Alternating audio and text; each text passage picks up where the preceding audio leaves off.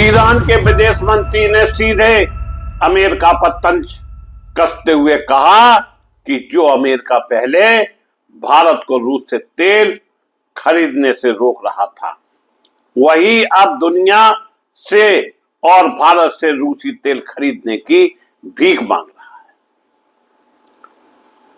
America की जब औकात नहीं थी तो ईरान से युद्ध क्यों किया और बर्रइये के छत्ते में हाथ क्यों डाला।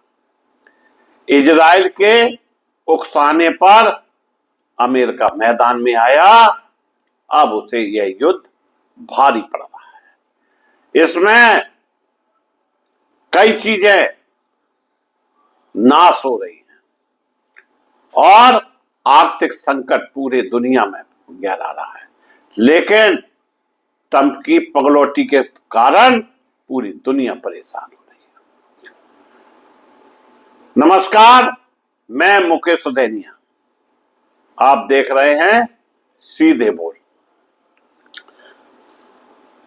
दुनिया में तेल का युद्ध छिड़ा हुआ है, मध्य पूर्व जल रहा है दोस्तों, और इसी बीच एक ऐसा बयान आया जिसने पूरी दुनिया की राजनीति हिला दी। ईरान के विदेश मंत्री सैयद अब्बास अरगची ने खोलकर कहा, अमेरिका अब दुनिया से और भारत से तेल की भीख मांग रहा है। जी हां, जो अमेरिका कल तक भारत को धमका रहा था कि रूस से तेल मत खरीदो, आज वही अमेरिका कह रहा है कि रूसी तेल खरीदो ताकि दुनिया की सप्लाई बनी रहे। द टाइम्स ऑफ इंडिया ने भी इस बात में लिखा है। तो सवाल उठता है दोस्तों, आखिर अमेरिका अचानक क्यों पलटा? क्या सच में तेल के लिए घुटने टेक रहा है और भारत की कूटनीति की असली स्थिति क्या है? आज करेंगे जनता बनाम सत्ता का पूरा विश्लेषण। दुनिया का सबसे बड़ा तेल रास्ता, दुनिया का लगभग 20% तेल एक सक्रिय समुद्री रास्ते से गुजरता है।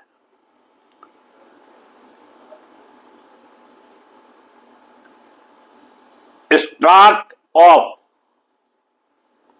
हॉर्मुज़, यह रास्ता ईरान और ओमान के बीच है।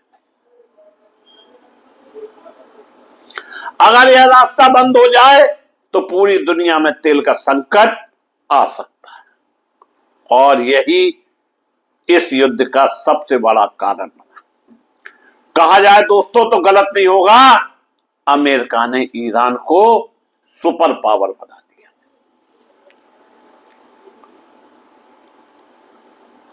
क्योंकि रिपोर्ट के अनुसार युद्ध के बाद ईरान ने इस समुद्री रास्ते को लेकर दबाव बना दिया। ईरान का सीधा हमला अमेरिका पर, और जिस राजनीति ने लोगों को हिला दिया, ईरान के विदेश मंत्री के बयान ने कहा कि पहले अमेरिका भारत जैसे देशों पर दबाव डाल रहा था कि रूस से तेल मत खरीदो, लेकिन युद्ध शुरू होने के बाद तेल संकट पैदा हो गया और अब वही अमेरिका दुनिया से कह रहा है रूस से तेल खरीदो, सप्लाई बढ़ाओ। ईरान ने इसे अमेरिका की नीति का यू टर्न बताया। भारत की कूटनीति की असली स्थिति, इस बीच भारत के विदेश मंत्री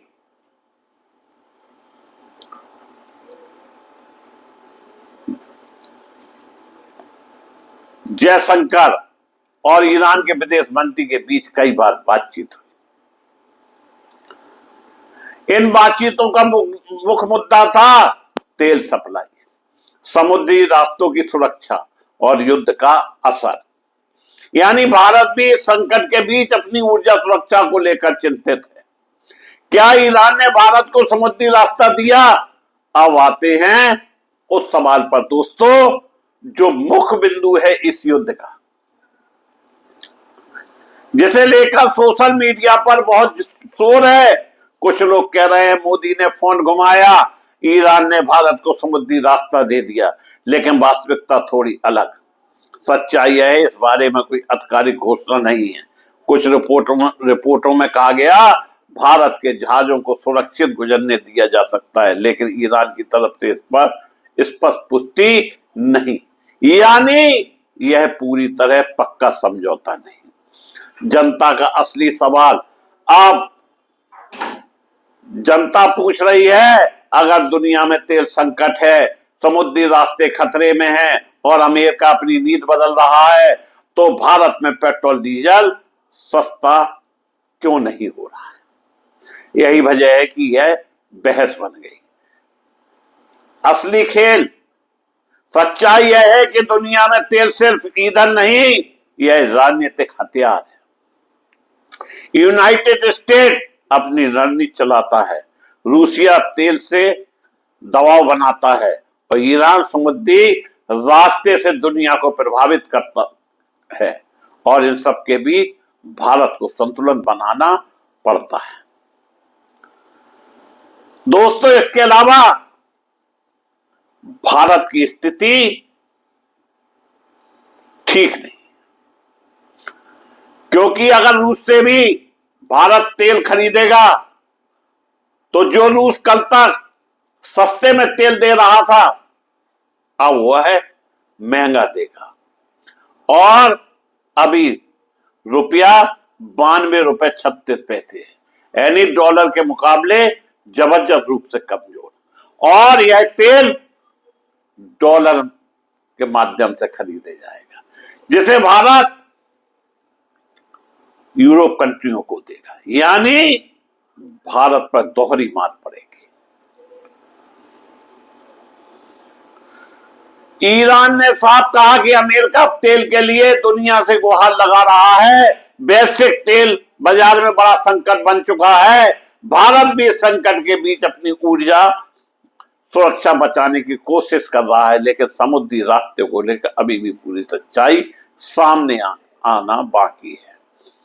यह सिर्फ युद्ध नहीं, यह तेल का युद्ध है, समुद्री रास्तों का युद्ध है और दुनिया की ताकत का युद्ध है, और इस युद्ध में सबसे बड़ा असर पड़ता है जनता की जेब पर।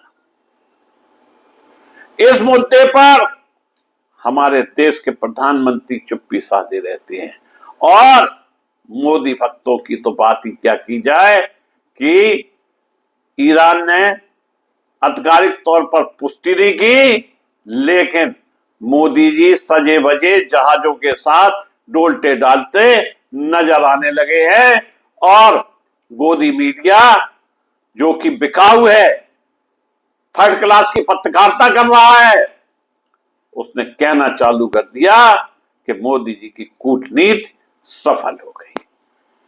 आज भी गोदी मीडिया देश को गुमराह कर रहा है, और हमारे देश के मुखिया का कर्तव्य था, जो वास्तविकता थी उसके आधार पर देश की जनता से अपील करते, देश की जनता को सच्चाई बताते, ताकि देश के लोगों को यह पता चलता कि देश आखिरकार किस स्थिति में है।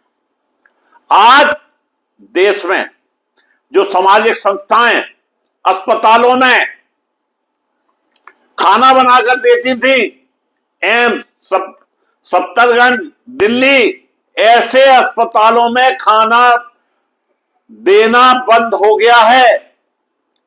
गुरुद्वारे, मंदिरों में जहां लंगर लगते थे, वहां पर भी आफत दिखाई दे रही है।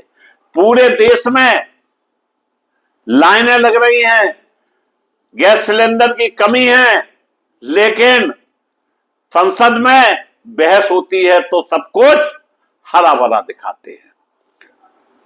देश 140 करोड़ लोगों का है। देश ना मोदी का है, ना योगी का है, ना ओम बिरला का है, और ना ही किसी का देश हम सबका है। जब देश सुरक्षित रहेगा तभी हम सब सुरक्षित रहेंगे। इसके लिए देशभक्ति आम आदमी में होनी चाहिए, परंतु जिस तरह का राजनीतिक माहौल सिर्फ सत्ता हथियाने के लिए बना हुआ है, एन कैन प्रकार ने सत्ता मिलना चाहिए और देश की जनता भाड़ में जाए। वहां यह भी चर्चाएं आई हैं कि हमारे देश के बड़े उद्योगपति मुकेश अंबानी अमेरिका में रिफाइनरी लगाने जा रहे हैं। कितना सच है, क्या है, यह नहीं कहा जा सकता। फिलहाल देश के अंदर संकट तो है। मैं मुकेश उदैनिया पुनः आप सभी को धन्यवाद देता हुआ अपनी बात समाप्त करता हूं।